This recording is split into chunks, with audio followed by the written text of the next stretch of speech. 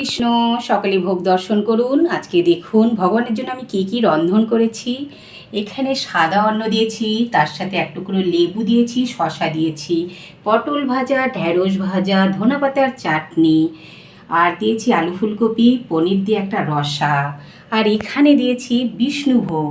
আমরা যাকে কিন্তু আগে বিরিয়ানি বলতাম, এখানে কিন্তু বিরিয়ানি বলা যাবে না। ভক্তিপথে এসে জানতে পারলাম বিরিয়ানিকে বলতে হবে বিষ্ণুভোগ। যেহেতু আমরা ভগবানকে নিবেদন করি, বিরিয়ানি কথাটা কিন্তু একদম শোভনীয় যায় না, সেই জন্যই আমাদেরকে বিষ্ণুভোগ বলতে হবে। দেখুন, বিষ্ণুভোগ করেছি বাসমতি রাইস দিয়ে, আর তার সাথে দিয়েছি আলু, ফুলকপি, পনির, সোয়াবিন, এই সব কিছু দিয়ে বিষ্ণুভোগ করেছি। এই সব কিছু মিলে ভগবানকে নিবেদন করা ভোগ দর্শন করুন। ভোগ দর্শনে জীবনের অনেক বাধা বিপত্তি দুর্ভোগ কেটে যায়, তাই সকল মিলে ভোগ দর্শন করুন এবং জীবনকে ধন্য করে তুলুন। হরে কৃষ্ণ, হরি বল।